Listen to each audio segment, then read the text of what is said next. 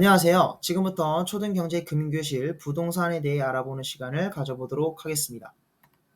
첫 번째로는 부동산의 의미와 종류에 대해서 알아보도록 하겠습니다. 두 번째는 부동산의 운영 방법인 매매, 임대, 그리고 청약에 대해서 알아보는 시간을 가져보도록 하겠습니다.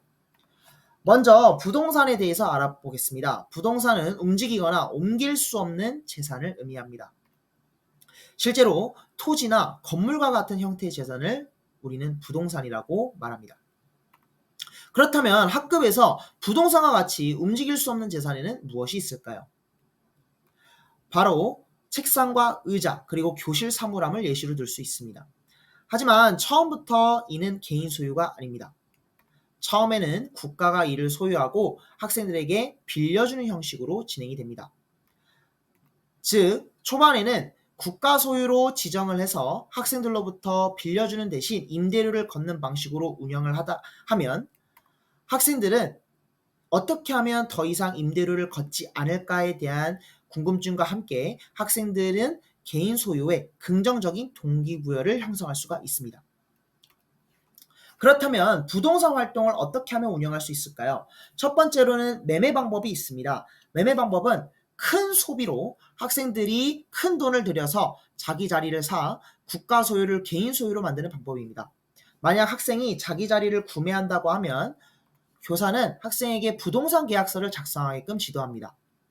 부동산 계약서가 작성이 완료가 됐으면 한 부는 국가가 보관, 그리고 한 부는 개인이 보관하게끔 합니다. 개인 소유인 순간 시점으로부터 더 이상 국가로부터 임대료를 내지 않아도 된다는 큰 장점이 있습니다.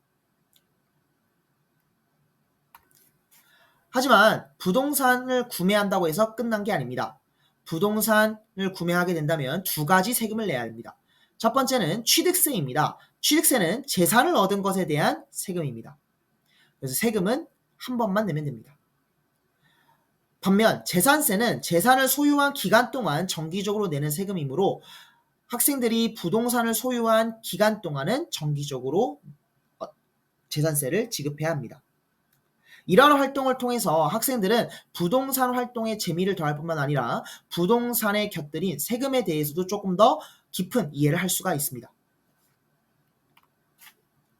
만약 학생이 두 채 이상의 자리를 소유하게 된다면 그때부터 임대라는 방법을 활용하면 좋습니다. 임대는 다른 사람에게 내 자리를 빌려주는 것을 의미하는데요. 이때 집주인은 다른 사람으로부터 임대료를 받을 수 있습니다. 이때 교사는 임대료와 주기 두 가지 부분을 생각해야 되는데요. 임대료에 상한선을 줄지 임대료는 어떻게 책정할 것인지 그 기준을 설정해 주셔야 합니다.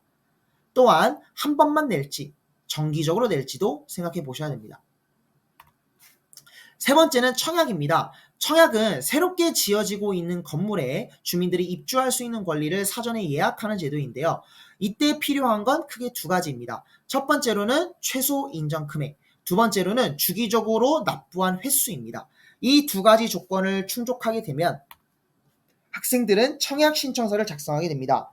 청약 신청서를 작성할 때는 내가 원하는 자리를 적어서 신청을 하는데요. 만약에 경쟁자가 발생하게 되는 경우에는 신용점수가 높은 순서대로 혹은 청약통장에 납입한 금액 순서대로 동점자를 처리하는 방식을 선택할 수 있습니다. 이렇게 당첨된 학생은 분양가의 10%, 즉 계약금을 먼저 입금을 하고 나머지 금액은 학급에서 약속한 기한 내에 납부하는 방식을 통해서 부동산을 구매할 수도 있게 됩니다.